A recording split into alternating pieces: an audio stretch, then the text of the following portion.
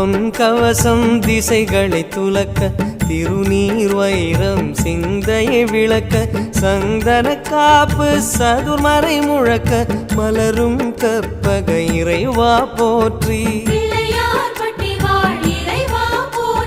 கலியுகம் காக்கும் கணபதி நாதா வலம்புரி நாதா அபயம் அபயம் அபயம் அருளும் இறைவா போற்றி